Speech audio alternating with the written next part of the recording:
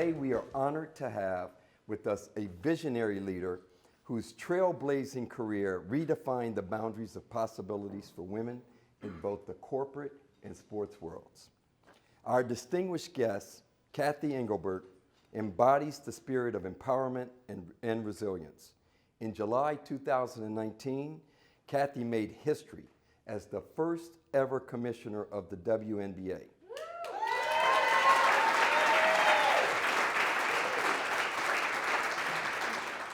That's some stuff right there, but that's not all. Where she has championed the visibility and success of women's basketball with unwavering dedication and strategic brilliance. Prior to her groundbreaking role with the WNBA, Cathy served as the CEO of Deloitte. That's a big deal. You guys hear me talk about being in public accounting, and I served in public accounting 10 years, left as a senior manager, maybe could have stayed to be partner. Listen, where she shattered glass ceilings as the first woman CEO in the history of Big Four public accounting and professional services firms.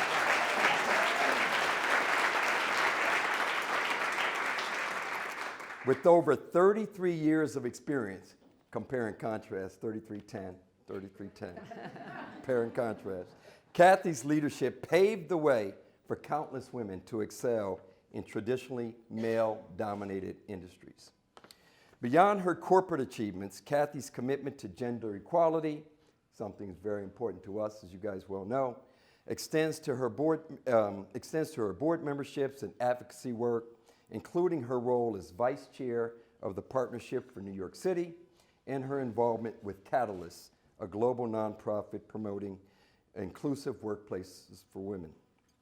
Recognized as one of Fortune's most powerful women, Glassdoor's highest rated CEOs, we gotta work on that, Scotty. Gotta work on it. We need more positive inputs. And a Forbes 50 over 50 honoree, Cathy Engelbert continues to inspire and empower women of all ages and backgrounds. Please join me in extending a warm welcome to Cathy as we delve into an exciting conversation about empowerment, leadership, and the limitless potential of women. Thank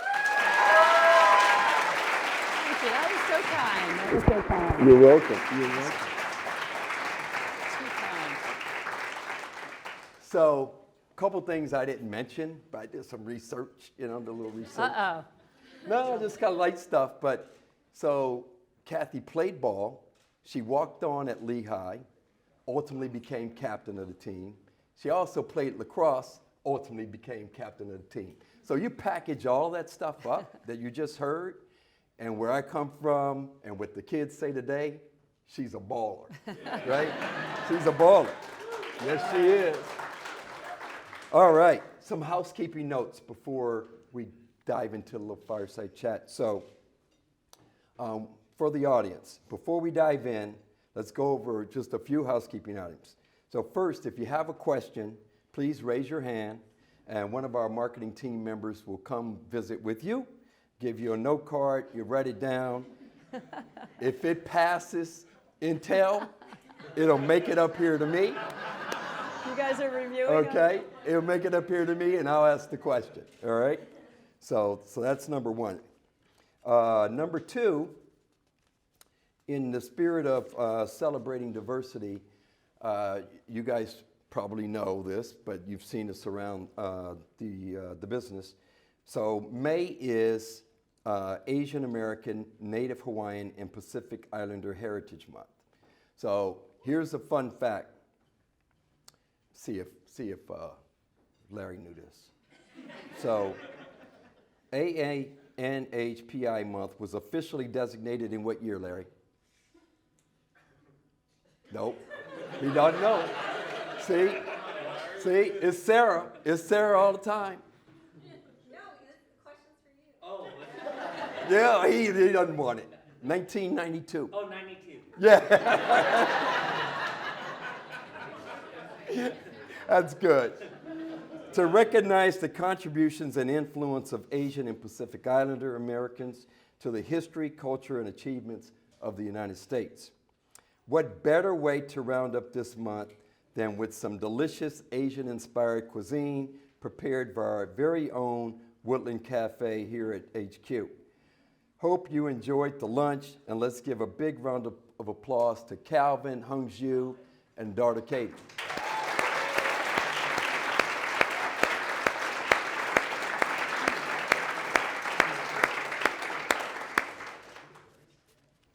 We also sponsor breakfast or lunch for people here to come to the office, and so, you know, on a gratis basis, so they really like the cafe. Let me just tell you that. And last but not least, we want to extend a heartfelt gratitude and appreciation to our partners from Intel for sponsoring this event.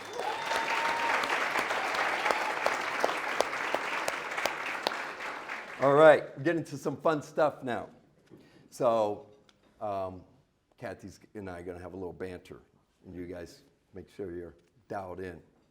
So, Cathy, given your experience, your extensive experience leading a corporate giant like Deloitte and a historic sports league like the WNBA, as a leader, how do you approach the unique challenges and opportunities when it comes to empowering women? Yeah, it's a great question, but I'll start with it's great to be here. I feel the vibe, and thank you for those that are coming to the Mystics game tonight. We're excited to host you. Well, first, a lot of people ask me, like, why did you take this job after 33 years at Deloitte? So I will say, Renee, going from a firm of 100,000 people to a league of 144 players was a little shock to the system. What I learned pretty quickly about sports is that, and by the way, one of the reasons I took the job, my father was drafted into the NBA in 1957 by the Detroit Pistons. A lot of people don't know that. Yeah. And then he had a But profession he never played, and this is why. Guess what his starting salary was at Detroit Pistons training camp in 1957? Anyone want to throw out guesses? $5,000. $520? Yeah, I was going to say right. 2,000. $950.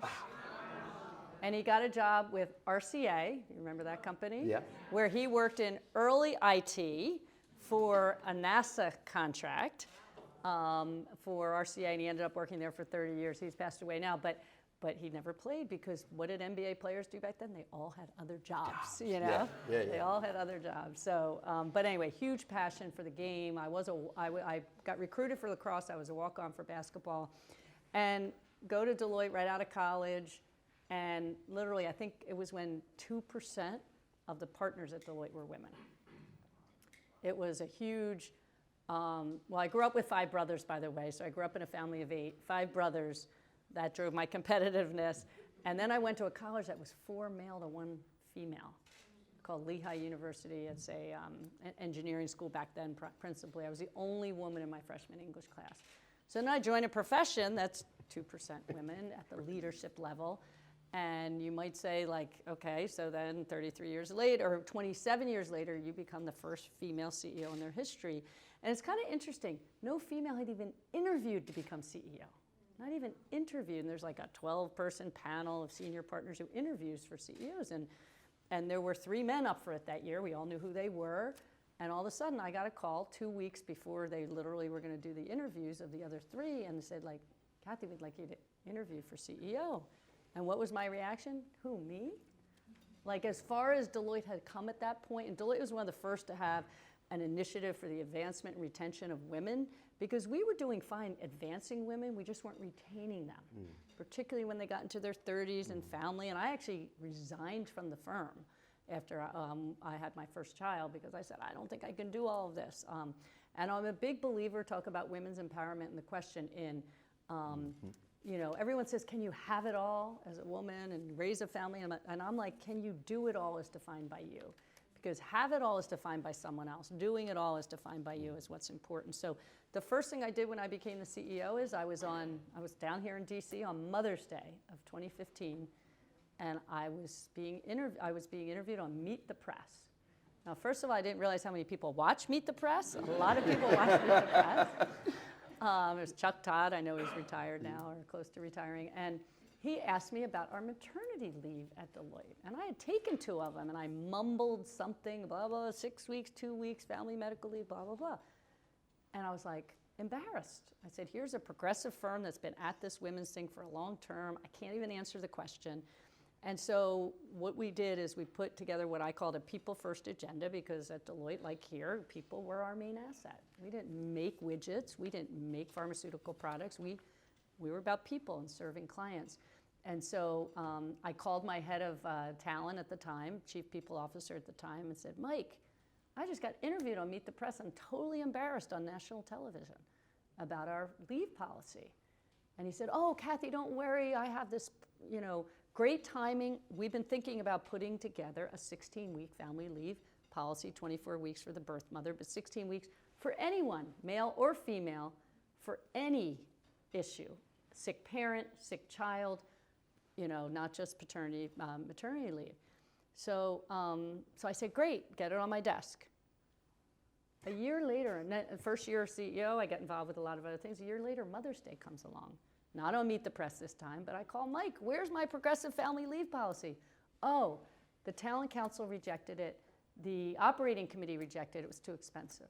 I said, well, what does our 8-week policy today cost? Oh, like some big number, 40 million, which I said, nobody did any work while I was gone on my 2 maternity leaves, so I don't believe that number, but send me the spreadsheet. And they sent me the spreadsheet, and the spreadsheet was flawed in one manner. It assumed a replacement hire for everyone that would go out on a family leave. And I said, that's just not what's going to happen. Mm-hmm. So it was this huge number, obviously in a workforce of 100,000 people, and my conclusion was no spreadsheet ever yielded a good answer for women or people. And I said, and I was the CPA accountant CEO, but I said, like, this is wrong. This is the right thing to do. A couple months later, we announced a, progressive at the time, back in 2016, 16-week family leave, 24 for the birth mother. And it wasn't easy. I mean, I felt like a little bit like Abraham Lincoln, when his whole cabinet was against him. I felt a little like that, like everybody was against me. And guess what? When they announced it, who was all hailed as the heroes? All those people who had rejected it. Mm-hmm. And I was just fine with that. Mm-hmm. I was just fine with that because it was the right thing to do. And so to your point, it built a culture then of inclusivity, not just of females, males too. Females were happy, our men were happy, and it just then gave us a real strong trust factor with our people. And so then I come to the WNBA, and you have to find like a few small things of symbolic value when you become a new leader.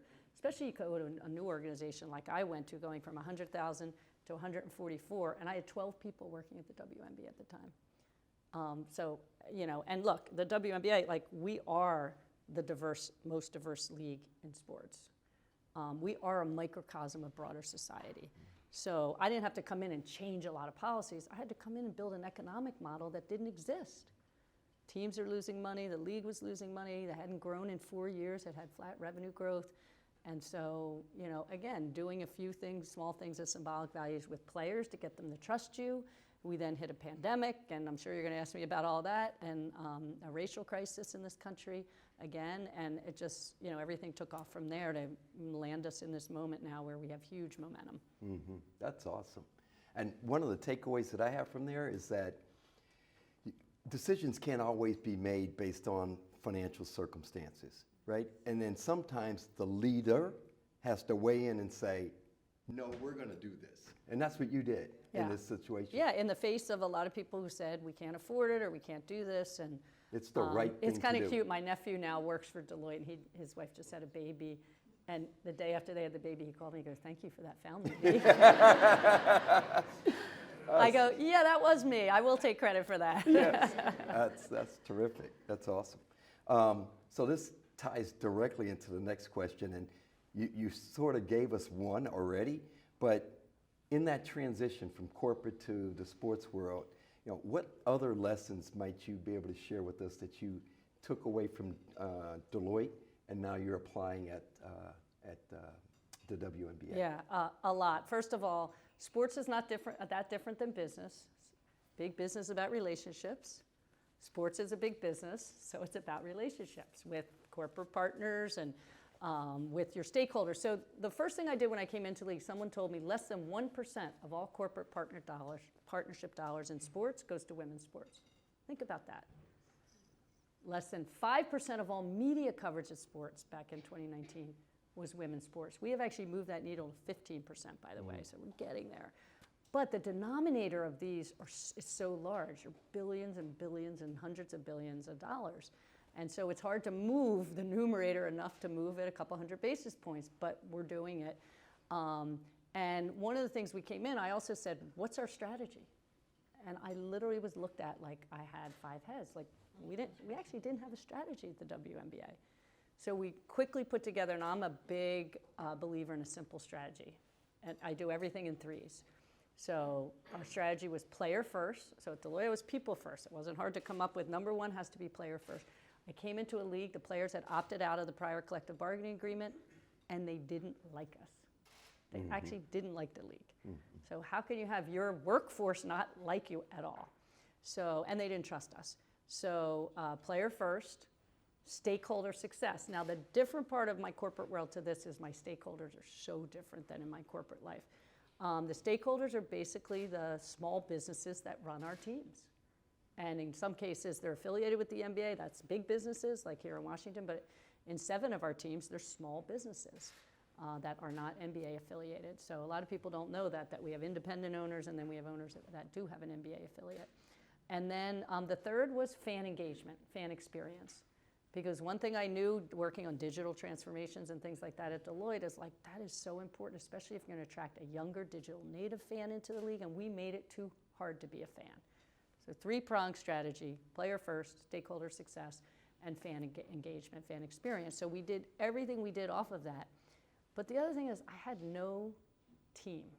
I had one marketing person who the first day on the job I went to her, and I wasn't a marketer by background, and the first day on the job I said, show me our strategy for the rest of the season. I joined about 2/3 into that season, 2019, when the Mystics won the championship, but about 2/3 in, and I said, show me our strategy. She had this beautiful PowerPoint slide with 5 PowerPoint.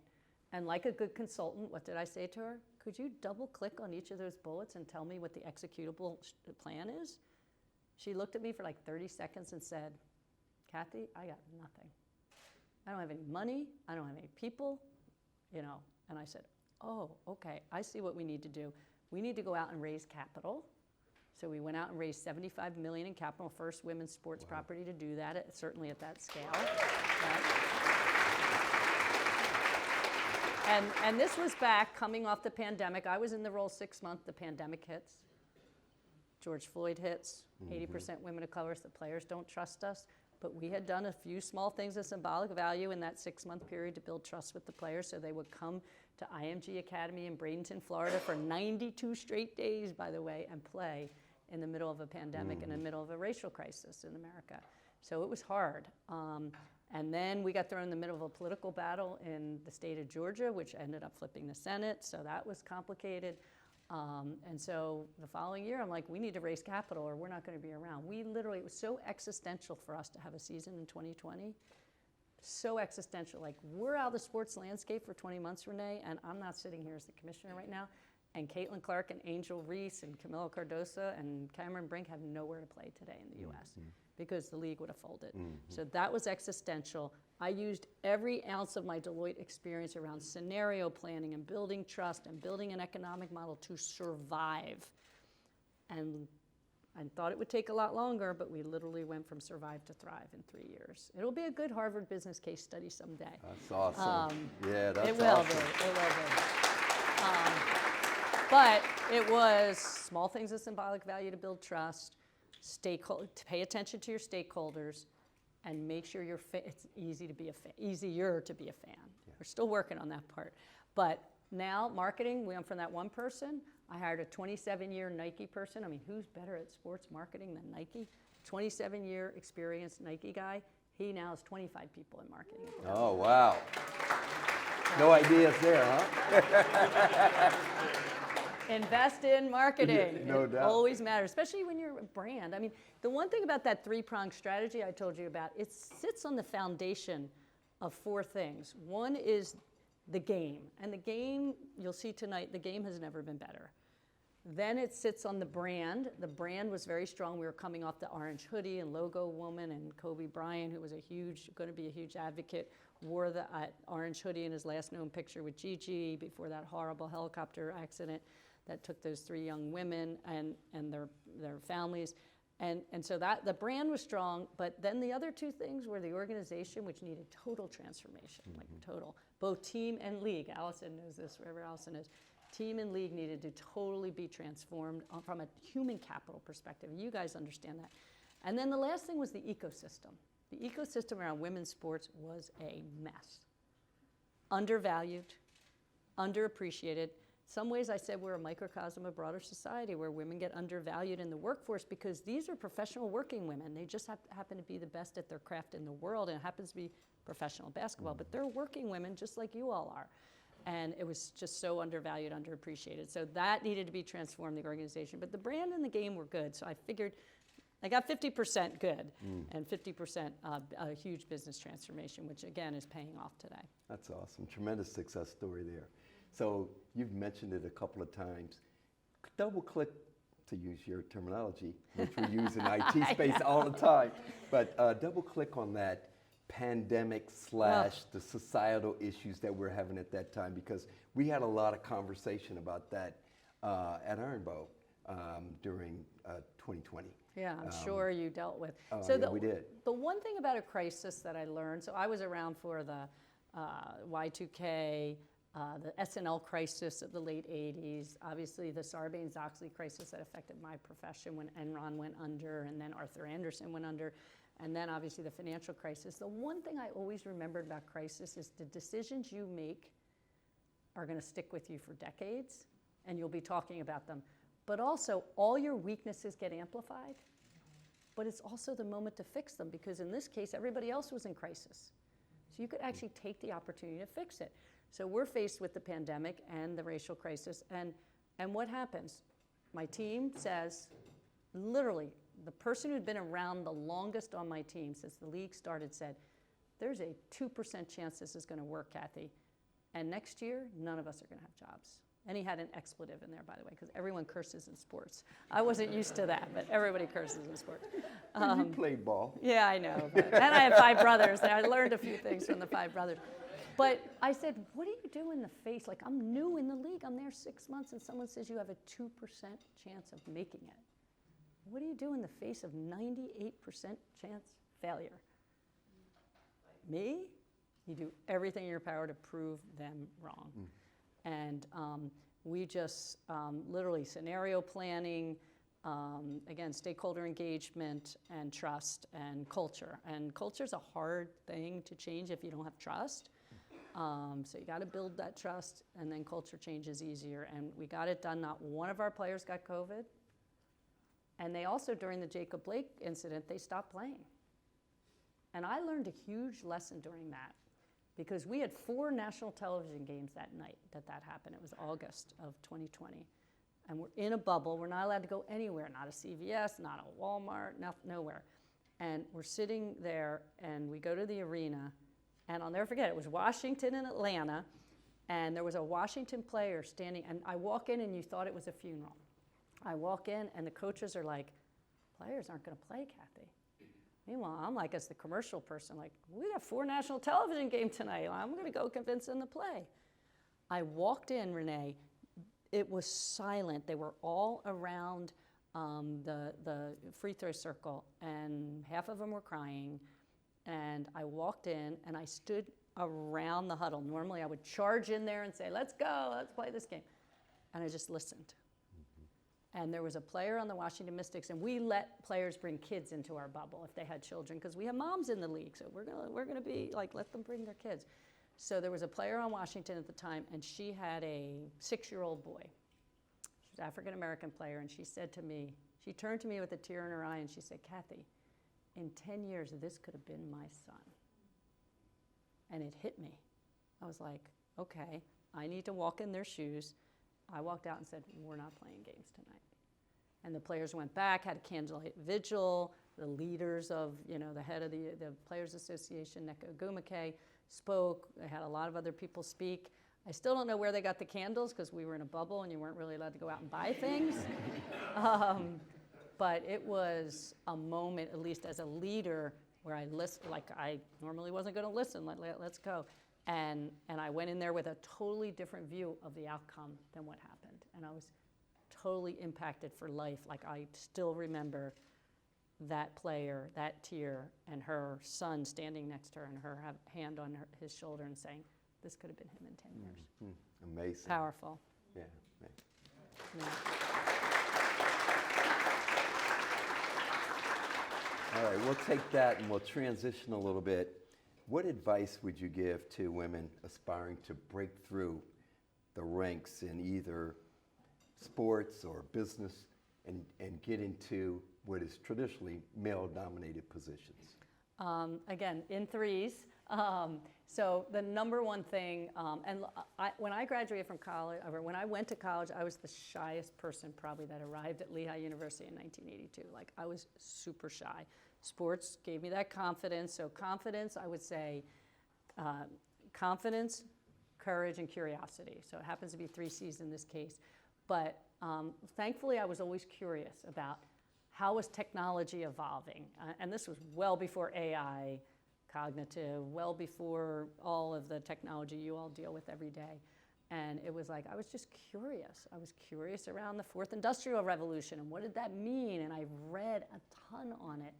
And what does it mean so I could serve my clients better? And was curious. I became a derivative financial instrument expert, believe it or not, valuation of complex financial instruments when I was at Deloitte. Like, because I was really curious about that. I did an assignment in our national office on accounting research around financial instruments and hedging and securitizations. And so I was just always curious. So I'd say confidence, you all know we have to be more confident. Quick story about Deloitte. So I become the first female CEO in their history. And the first executive leadership position I have open on my team is everybody knows that there's an opening, and because the other guy retired, and 9 men knock on my door and 0 women for the job. 9.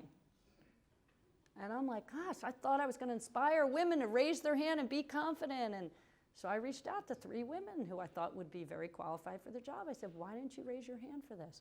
Oh, because I thought I didn't have this capability, or I didn't have that, or I'm happy with where I am, and and I don't think I want the job. And I said, like, I need you to raise your hand and be confident that, I think there's some research that men, if they have 55% of the criteria for a job, will apply for it, and women, that has to be 100%. And that puts us at a huge disadvantage. So that story about those 9 men and no women knocking on my door made me very cognizant of the confidence gap, and maybe just the capability gap, because I was fortunate. I raised my hand for different personal reasons. When I had my first kid, I wanted one thing. When I had my second kid, I wanted another. And the firm asked me to move to St. Louis on a client. And just another piece of advice, when the firm asked me to move to St. Louis on a client, there was a client that was literally 1.5 miles from my house, and I had just had my second child, and I could picture myself at the client, run home at lunch, feed the baby, come back. But the firm was like, we want you to go to St. Louis. So I said to the firm, well, what about this client? And they said, oh, we never thought of you for that client. And I go, well, that's all I'm thinking of for me is that client. So the lesson is, no one is thinking about your career as much as you are, so tell people what you want. And I almost made a big mistake, and it would have been a great client, but I almost made a big mistake because I was going to go. And then I finally just had the confidence to say, this is the client I want. And I actually it was a pharmaceutical company. I actually had pharma background at the time. And so I'm like, why wouldn't you have thought of me for that? Because no one's thinking about you as much as you are. I finally figured that out. It took me, many years to do that. But yeah, there's so many other things that happened during my career. Again, I was fortunate to be in an apprenticeship model like the Big 4 accounting and consulting firms, where I had probably had 5 different careers in 33 years, so I could stay with the same company. But then when you're the CEO, you have a term. My term ended, and I wrote 3 things on a piece of paper, because I had no idea what I wanted to do next. I wrote I wanted something different with a broad women's leadership platform, something I had a passion for. That's it, those 3. And I was with a Deloitte consultant recently who was retiring, and she's like, Cathy, I want a second act like you, and what should I do? I said, write 3 things down on the piece of paper. A month later, she comes back to me with her 3 things. Guess what? It was 1, A, B, C, D. 2, A, B, C, D, E, F, and 3. So there were 15 things I say. That's not 3. You're a consultant, I'm an auditor, go back, 3 things, 3 things. And anyway, so, and I thought it would take me to a college or university president, or maybe run a not-for-profit. I had an association with the American Heart Association, American Cancer, I was on their CEO roundtable, but then this WNBA thing How did came that happen, along. by the way? There was again, all a Deloitte connection. There was a former Deloitte guy who was a Notre Dame football player. I became the CEO. He's a very good friend of mine. His name is Byron Spurrell. He's the head of league operations of the NBA, but he worked for Deloitte. He was a consultant in litigation dispute consulting or something like that. And he left the firm. And I said, Byron, you can't leave me. I go, where are you going? This is in 2015, by the way. I just took over as CEO. He goes, going to become the senior vice president of basketball operations of the NBA. And I go, I have my dad, like Link. I go, yeah, you go take that job and you're going to hire me someday. Totally joking about the hire me someday. 2019 comes, my term's ending at Deloitte in June. Byron calls me and said, I have the perfect job for you, commissioner of the WNBA. And by the way, for 4 months, I told him no. He took to my favorite Italian restaurant in the city, because I had written those 3 things down, and it was definitely something different. Broad women's leadership and passion, I guess my dad and I had played. But until I went over, he said, just come over. 4 months later, he said, come over and meet with Adam Silver, the commissioner of the NBA. 1 hour, that's all I'm asking. And I worked at 30 Rock, 2 blocks away is the NBA, WNBA offices, 2 blocks. I said, all right, I come over. I'm still the CEO of Deloitte. Come over, I think it was April. And I push the elevator button, and I get off the elevator, and it's a parquet basketball floor. And you turn the corner, and there's hoops and pictures of Wilt Chamberlain, who my dad played against, and Kobe Bryant, and Shaq, and Michael Jordan, and there's the logos of all the WNBA teams and NBA teams. And I was mesmerized. And I said, and Adam hates when I tell this story, I said, I don't remember a thing Adam Silver said. I walked out of the building after 1 hour, and I said, something different, check. Broad women's leadership platform, I didn't realize, check, check, check. And something I had a passion for, check. So I walked back saying, this is where I'm going to work next. Yeah. Why was I saying no in the Why first did place? I say no for 4 months? I tortured Byron, but that's how I got there. Thank God for Byron. He kept at me for 4 months, like, this is the job for you. Yeah, I'm glad I took it. Well, that's fantastic right there. So your span of 5 years have been marked with transformative initiatives, including the collective bargaining agreement. Hard. You have union? No union here. No. Right? We happy, right? We'd be happy? Yes? Yeah. Hardest part of my job. Hardest part of my job, without a doubt. Just because I never had a union workforce anywhere in my life other than I used to audit General Motors, and they had union contracts, but it's hard. It's very hard. Yeah, I would imagine it's very hard. Yeah, no union here. Everyone likes Especially the commercial. Especially in an industry like I'm in, where you can't replace the players. They're the best players in the world. Can't be replaced. So, I mean, we're going to be, by the way, we did that progressive historic collective bargaining agreement in 2020. Quick story, my first day of work, this is not a lie, in July of 2019, I was told, in 4 days, you're getting on a plane to be in your first collective bargaining meeting. I go, collective what? Huh? I said, talk about stakeholders. I didn't know one person at the league. I didn't know one player. I didn't know one owner. And I didn't know any of the lawyers. And there were a lot of lawyers in the room. So I fly to Las Vegas, 4 hours. And all I do is listen to the players. They wanted full maternity leave. By the way, back then they only got half. Full maternity leave. They wanted other progressive benefits. They wanted better travel. They wanted, obviously, better pay. They wanted fertility benefits. And so I walked out of the meeting and I turned to the lawyers and I go, I want all that stuff for them. And they're like, oh, we can't afford any of it, Cathy. So we chipped away at it, I said, and I was using, like, I'll pay for the full maternity leave, or I'll pay for the fertility benefits. And I called Deloitte, what's our fertility benefit policy? Oh, we give up to $50,000, dollars, blah, blah, blah. I go, all right, we're going to do 60. So, like, we just put this whole thing together to get that collective bargaining agreement done. But now it doesn't seem very progressive 4 or 5 years later. And the players, you're going to hear later this year, they're going to opt out of that because it was an 8-year deal, opt out in 6, and they'll opt out because they know in the next round they're going to make more money and get better benefits.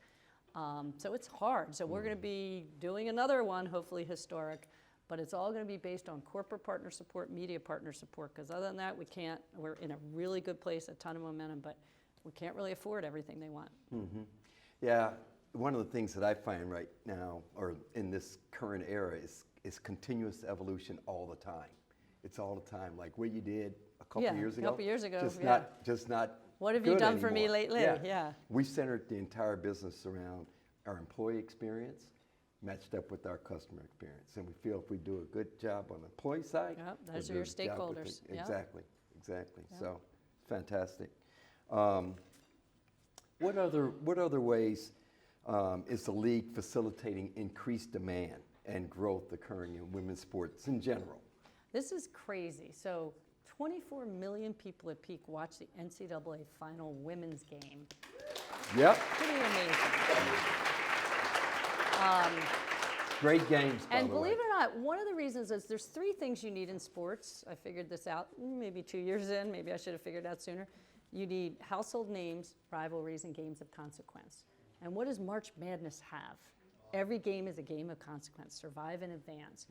And what happened last year out of a rivalry of Angel Reese and Caitlin Clark, when Angel went like this and like this, a rivalry was born. They became household names. Name, image, likeness has been actually, when I joined the league, I was asked about it. It was just passing the NCAA, and I said, terrible for women's sports. It's another place for women to be undervalued in sports. And guess what? I can report 4 years later, I was wrong. 4 out of the top 5 NIL wage earners in college last year were women. Oh, And 3 of them were women basketball players.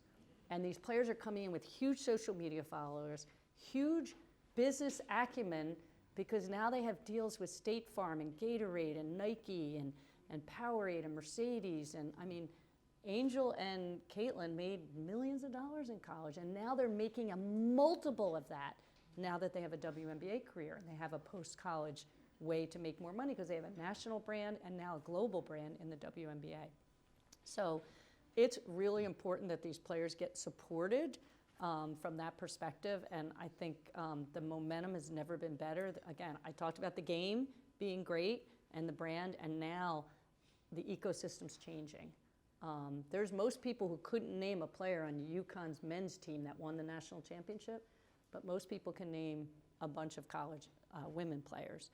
I'm into golf also. I was at the Masters this year. It was pretty incredible. Everywhere I went, and most people did not even know I was the commissioner of the WNBA down there, people were talking about women's basketball. People were walking, there were 8 people walking around in Caitlin Clark jerseys on the grounds. The chairman of Augusta got asked a question about women's basketball and talked about how it was the first time he ever watched. So now our challenge is we play a 40-game season. Not every game's a game of consequence. Thank God we're not baseball with 162 games. But I actually saw the commissioner of MLB down at Augusta. I go, how's that 162-game season going? tough. I think it's tough because there's games of consequence don't come till the playoffs for them. And us, 40 games. So we're doing great. I mean, we outdrew on opening night viewership that the NHL Stanley Cup playoffs were on ESPN. We were on ESPN2. We outdrew the NHL game. It's pretty astounding. Never thought that would happen. We're outdrawing MLS games. We're not quite where the NBA and NFL are, but we're chipping away at something big here. And it's not just Angel and Caitlin and this class, Camilla and Cameron and Rakia. It's 3 or 4 years of star players. Paige Becker's next year. Kiki Rice from UCLA.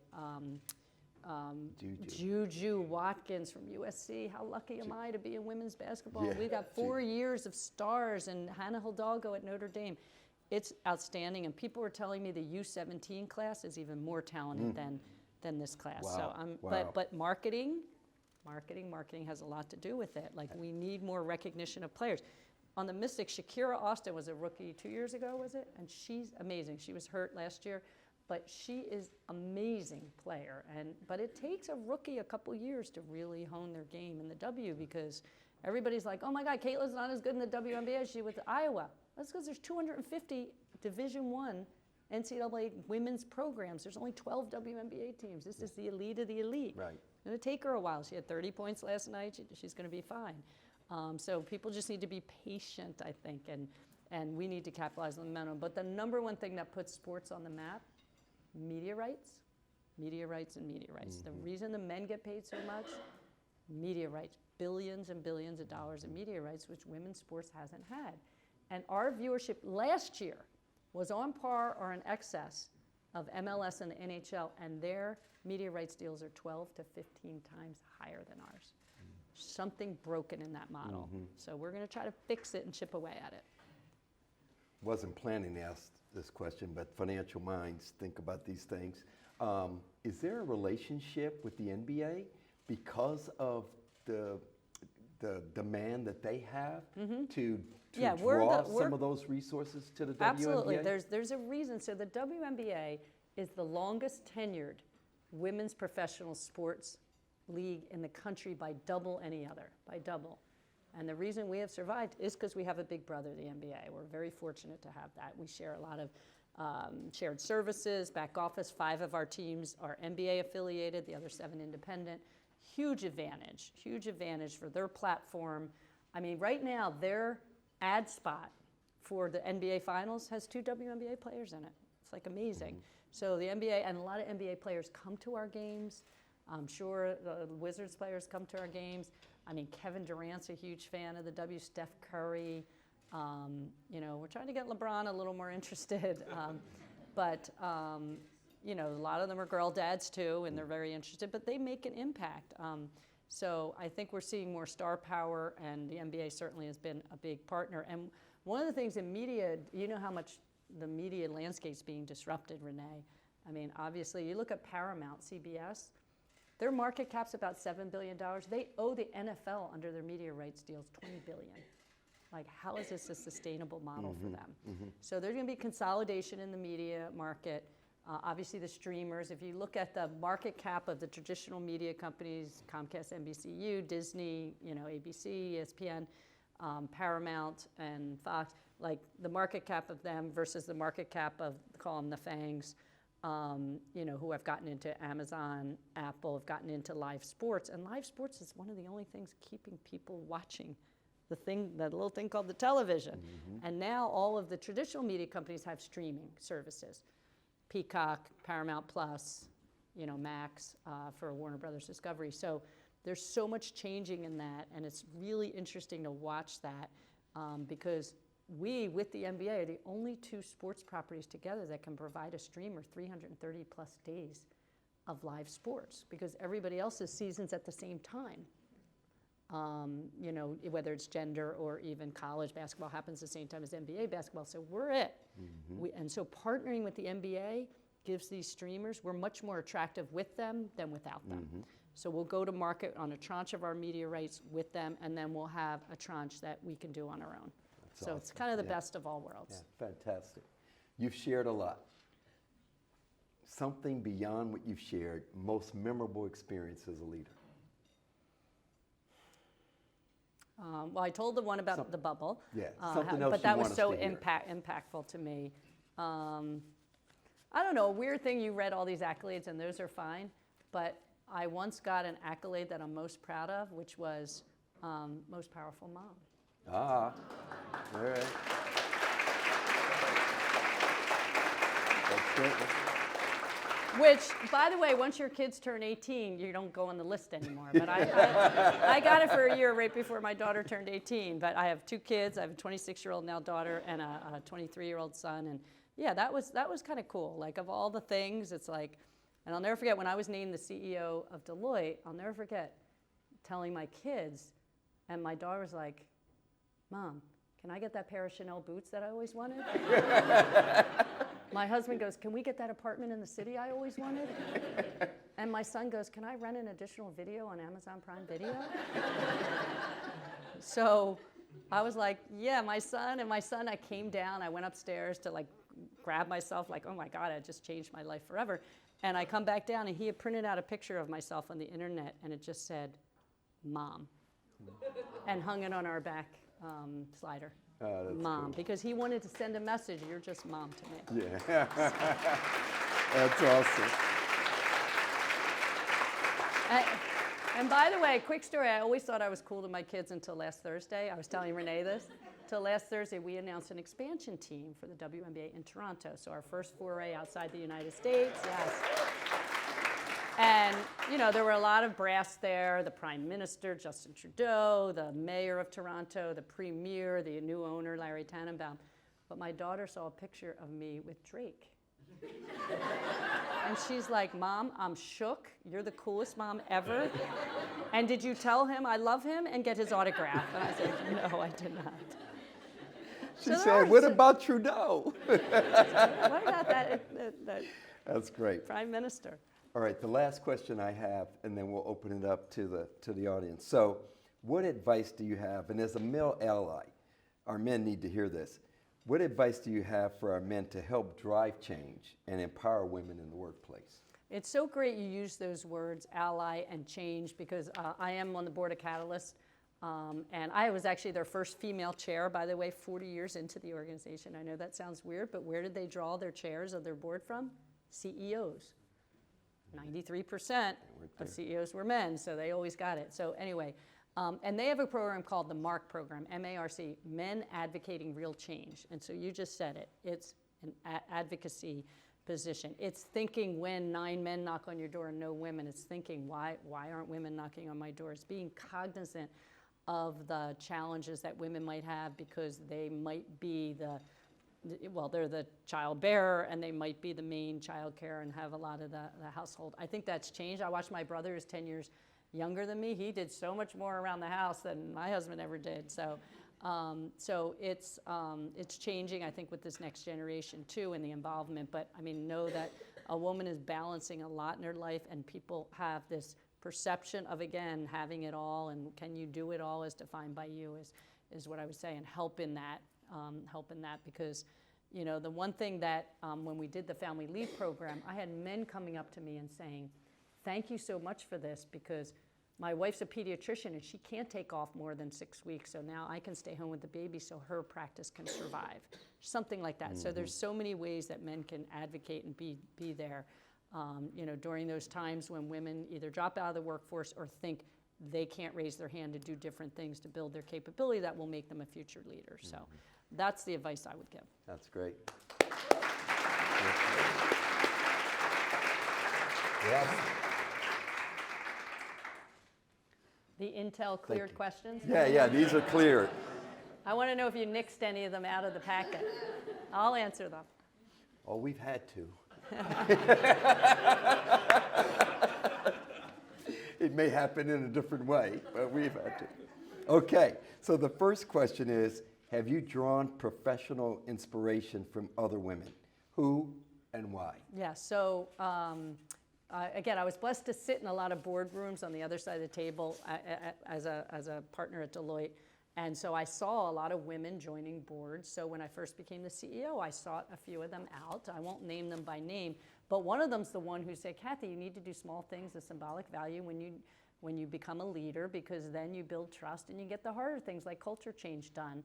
And this particular woman called it bureaucracy busters. So like do something that busts some bureaucracy. And at Deloitte at the time, we had a travel policy that for partners, believe it or not, every travel had to be approved. And I always thought it was aggravating when I was a partner, or as I was a partner. And I said, data will always set you free. How many times did we reject the travel? We were approving 99.9999999% of them. I said, take it out. Take out the travel approval. And you know what? The partners were like, Cathy gets us. Small thing of symbolic value to build trust. And that's how you do it. Like, just find those things that are aggravating your workforce and then just drive it from there. Move it out of the way. Move it out of the way. EX. How do you balance your personal life, family, home, self-care with such a high visibility and important career? Yeah, so one of the things that I do, and I forget who taught me this, was I literally, my whole life for a long time has been run by an Outlook calendar. And some days I feel like a stock or bond trader where it's just So I have my EA put in SMORES, S-M-O-R, small moments of recovery. Just put them every day in my calendar. It can be 20 minutes, it can be an hour. S'more, and actually people like who can see my calendar like, what's a s'more? Small moment of recovery. You can't do these jobs, any job, I think, without these small moments of recovery in your calendar. On the balance side, it's not linear. It's not easy. When my kids were young, they would cling to my leg when I would leave. They would greet me when I came home, and then they became teenagers, and they didn't even look at me when I came home.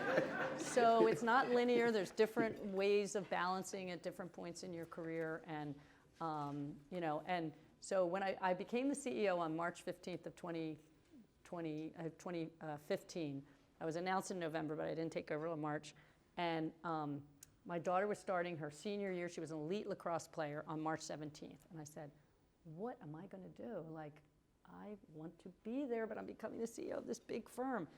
And I did what you should all do. I went to my executive administrative assistant and I said, 100% of your evaluation is going to be based on how many lacrosse games I get to play.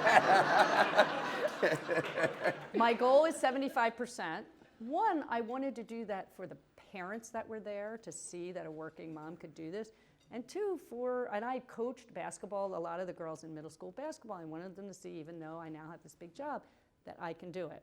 And because I had lost all control of my calendar at that point. And I got to 85.2% of her games. All right. Only because there were some rainouts. I think I would have got to 100%, but there were some rainouts because it was a focus. And as much as I thought I lost control of my schedule, I didn't. It was just somebody else had to manage my schedule, and you had to set a goal and be focused. So look, I think one of the reasons I became the first female CEO of Deloitte is because I was always able to show that balance. I coached basketball during busy season of an auditor, and what did I do? I went to my client and said, I got to leave for a practice at 6 o'clock. I'll be back on at 8 o'clock, and if you can't handle that, we're not saving lives here. So, and you know what happened? I love this story. I haven't told this story in a long time. I told the client that, who were all men. CFO was a man, the controller was a man, and the assistant controller. Assistant controller had young kids, my kids' age. The controller and the assistant controller said, thank you so much for being honest with us, because we wanted to coach our son's little league team or go to my daughter's dance recital, blah, blah, and we never thought we could do it till you told us you were coaching basketball. And that you needed to leave, but that you'd be back online. So, but you have to be careful too, because with technology today, if people see you online at 10 o'clock at night, they're like a woman left the firm who never worked with me. I didn't know her. And when she left the firm, they said, why are you leaving? And she said other things, but she said, and I don't want to be like Cathy Engelbert. I said, what? She thought you were working 18 a day. She thought I was working because I was logging back on at 10 o'clock after a practice or after putting the kids to bed. So we have to be careful about that too, because I was taking a couple hours, dinner, kids, bed, whatever, and then I was logging back in, and I became cognizant that everybody's watching you. We're all role models to somebody, and you have to be cognizant. That was a slap in the face. I was a senior manager, by the way, back then. I wasn't a partner. But when this young woman left the firm because she didn't want to be me, I was like a slap in the face, and I learned how to put appear offline in our IM system. I didn't know that at the time, and appear offline, and but more seriously, I stopped emailing my people at night. I learned how to forward the message to go at 8 a.m. the next morning. I learned a little trick so that they didn't think I was working all the time. Well, this is a spin-off of that. What is one of your favorite ways to recharge and you come back better? Golf, for me. So golf had a business story. I gave up golf for 15 years while I raised my kids, because as a working mom, the last thing I'm going to do on weekends is play golf. And it takes 4 or 5 hours. So now it's golf, because in 2015, I was sitting in a CEO's office, and he had a golf bag instead of a plant in the corner because they sponsored a golfer, and I commented on it, and he said, that's great. How would you like to play in the AT&T Pebble Beach Pro-Am? I think I'm playing in a Wednesday Pro-Am. So we get out of the meeting, we talked about First G and 5G and First Net and all this business stuff, and we get out of the meeting, I say to the Deloitte partners, like, this is great, like, the meeting was great, we're gonna help them with this, do consulting work here, and they go, no, the best part of this meeting, you got invited to play in the AT&T Pebble Beach Pro-Am. And I said, yeah, like a Wednesday Pro-Am, I'll fly to Pebble Beach, I love that place. And they're like, no, you're playing 54 holes inside the ropes with professional golfers. Like, huh? And that was December, and the tournament was in February, and I said, I need to go to Florida over break because I live in the New York area, and I played 7 rounds in 9 days and got myself ready, and from that point on, I was obsessed with golf, but it became a great business connector for me even to this day. I still play a lot of golf. I'm now on the USGA board, which is a non-for-profit governing body for the game of golf. It's not the PGA Tour, it's the USGA, and they set the rules of golf and govern the game and invest in the game and the future of the game. So that's my guilty pleasure, I'll call it. That's fantastic. Guilty All right, there's pleasure. 2 questions left, and I know you have a hard stop at 1, so we got 5 minutes or so. How do you plan to capitalize on the popularity of these current young players to grow the WNBA? It's a fabulous question. Yep. This is a huge challenge because of what I said. You need rivalries, household names, games of consequence, and in a 40-game season, it's hard to have a lot of games of consequence. We also have something this year called the Olympics. So we'll break for 23 days while our athletes go over. Our USA basketball women's national team is going for their 8th consecutive gold medal. It's amazing.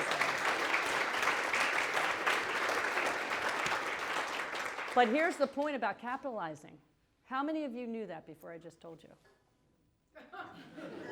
And Sue Bird has 4 or 5. She has 5. She retired, but Diana Taurasi is going for her 6th. Yeah, there you go. Which is amazing. That's Yep. 24 years of excellence.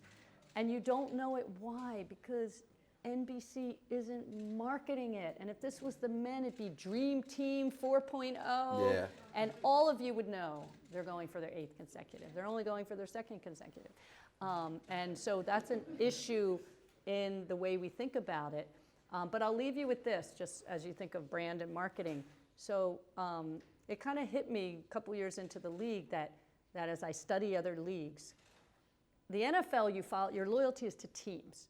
Because most players have a helmet on. You don't know the offensive or defensive line. Maybe now you know Travis Kelce because of Taylor Swift. Yeah. Took a woman to put Travis on the map, but that's okay. No, and then you know a couple quarterbacks. You knew Tom Brady. You know a couple, but mostly your loyalty was to a team. And that's why you watch. In the NBA, your loyalty is mostly to a player. Steph, LeBron, formerly Jordan, Kobe, Shaq, and KD and Luka and Jokic and Giannis, etc. And the WNBA, the loyalty's been at the league. Like it stands for the power of women in sports. Let's support the league. No. We need you to support the Mystics and the Liberty and the players and Shakira Austin. What? Just the Mystics. Yeah, just the Mystics. So that's how you capitalize on the momentum. And you never can be about one player. Obviously, Caitlin Clark's bringing a lot of attention to women's basketball and the league. So is Angel Reese. They're coming in with millions and millions of followers, making millions and millions of dollars. But the momentum's got to be around marketing. It's got to be around this year, coming off the Olympics. But playoffs and the finals are the time for momentum, and those are the games of consequence. So that's where we'll see big viewership. Actually, we're seeing great viewership today, given that we have 40 games. But yeah, it's about marketing, and more marketing. Mm-hmm. And that's why we're spending a lot. We're deploying a lot of that $75 million in capital that we raised in February 22 we did a digital transformation. We're globalizing our game. I mean, we showed our games in India last year. We had 22 million unique viewers of our games in India by just showing them. So it is a little bit of if you build it, they will come. Again, getting our games in good windows on good broadcasts. And it's funny, women's sports, when we're on ABC and CBS, we do so much better than when we're on ESPN. Why? Because people watching women's sports are more a lifestyle viewer. So also data will set you free. Get our fan data. How do you bring fans into the funnel? We know once they come in, our fans are 12 times more apt to buy from a corporate partner than the average U.S. adult when they see an in-arena or on broadcast ad buy. Mm-hmm. So we know from that data that's very, very strong. And then it's like we didn't really talk about all the social justice things the players stand for, but combining, we sit at this intersection of sports, culture, and lifestyle in the WNBA and capitalizing on all of that. Everyone says, why don't you just do the F1 Drive to Survive for the WNBA? And yeah, we'd love to do that, but ultimately the distributors who actually pay producers and directors to do those, they haven't invested in women's sports. So now we have a ton of interest. I mean, our phones are ringing off the hook, which is a great place to be. We're expanding the league. When you're only in 12 cities, it was hard to capitalize. Now we're going to be in up to 16 pretty quickly here. Being in the Bay Area is going to be hugely accretive to us. So we're doing a lot of things to capitalize on that momentum, but they all require two things: financial capital and human capital. And that's how we've been thinking about deploying our capital to hire good people with capability and then helping the teams market in a bigger way. So it's not, women's sports is not for the faint of heart, I'll tell you. It's a hard job, but we're moving the needle, and we just, someone told me it's like pushing a big boulder up the hill and you're gonna inch it up, and Cathy, you're getting to the top, and I just can't wait to be on the other side. Yeah. But that's, we're close, but it's never about one player. You gotta market around your stars, and you've got to build rivalries, because that's why people watch. And when people watch, the media companies pay you, and it's like a circular thing. And then you can afford more. You can afford to pay your players more. They're happier. They promote the league. So that's how we're going to try to capitalize on the momentum. But it's all taking investment. And there's a lot of capital inflows coming into women's sports. Like when we raised our $75 million, we could have raised 200. But when you're pitching to investors, you have to have deployment over 3 to 5 years. That would have taken me 10 years to deploy. So we could always do a secondary Next offering, round, but yeah. now we don't need it, because now we're gonna get self-funded Taken off. through revenue. You need capital when you're trying to grow revenue. Now we've grown revenue. We've doubled revenue in 3 years. I thought it would take 5 to 7, and now we're gonna self-fund ourselves, but we still need to have marketing in a better way, like the Olympic team, like the WNBA team. So. Any ideas? I'm totally open. Wait, well, you painted a vision for me and maybe for others out there, and those of you that follow basketball. So Stern took on an initiative 30 plus years ago to make basketball more popular internationally. Oh, globally, And, yes. Yeah, and make it global. They and have so a you whole, look at the I league very today, much admire the NBA's global platform. well, but you're headed there. We're headed You're there, going to yeah. grow. You're going to grow the states, but you're also you're marketing to those girls, across the pond, as they would say. And I Yeah. see that galvanization coming together. I was saying this earlier, the State Department has a division of our State Department here in DC that has like a sports division where they work with embassies on bringing, sports, American sports. And one of the highest requested athletes at these foreign embassies are women basketball players. Because they know they're role models, they're community minded, they're socially conscious, and they need that for role models for their young girls in their communities, because we know how underinvested they are, especially outside the United States, and how important they are societally to growth of, whether it's in Africa, whether it's in Asia, like hugely important to bring these role models in. So, but again, we need capital and money and things to grow globally, and we're on our way, at least north of the border. We'd love to get to Europe at some point, and then Asia and Africa longer term. All right, this is a perfect question to conclude the program. So you've accomplished so much. You exude confidence. I'm reading this verbatim. What advice would you give your 25 to 30-year-old self that is trying to build themselves into a position that you are in today? I would say raise your hand and take roles that you don't think you can do, but you actually can do. About 7 years into my career, I said, I need to do something different. I raised my hand. That's when I went to a national office position. It changed my entire career, because I worked with treasurers and CFOs across probably 100 companies one year, and helping them understand the derivative financial instrument thing. But that just gave me a brand that took off. And did I think I could? I showed up there, I didn't know anything. People were calling me as if I was an expert, but like the ability to think quickly on your feet is something, and be curious, like I said earlier, it drove everything for me. So I would say raise your hand, build your capability, because whether you end up here for life or somewhere else, or want to run for office, or stay in the private sector, building your capability is just going to make you so much more attractive to other roles in the company and then ultimately leadership roles. And people say, how did you get here, Cathy? I said, well, 27 years of hard work before I became the CEO. It wasn't like I became the CEO. And it was a lot of raising my hand to do different things and just build different capabilities. Oh, the other thing is sponsorship. So that's more of a cultural thing, I'm sure, that you're driving from the top, because it has to come tone at the top. But I had a sponsor at Deloitte, an older male partner, who apparently was sponsoring me behind the scenes that I didn't even know. I had worked with him for one day. I went out to his client in Columbus, Ohio, a company called Borden, and I presented to their purchasing group on, again, financial instruments. And for some reason, he took me under his wing behind the scenes. He became a future leader. He ended up leading the audit practice and big clients like Morgan Stanley. And he had a dashboard on me, by the way. And it said, like, does Cathy have operating experience? Does she have technical experience? Does she have big client experience? So again, when I say raise your hand and build your capability, this guy was tracking that I was raising my hand. And not because he thought, he would say today, not because he thought I'd be the CEO, but he just saw potential in me. And by the way, after I became the CEO, he showed me that dashboard, and it was red, yellow, green, and had me red on all these things. And I said, I wasn't red on that. And he goes, this is why we didn't show it to you. So, but he sponsored me ultimately to get on the board of directors at Deloitte, which gave me exposure, and that's how I became the CEO. So a great sponsor, and you can't really pick them, but you know, you can network enough that this guy like took me under his wing, and I didn't even know it. So, but that's a culture thing. That's fantastic.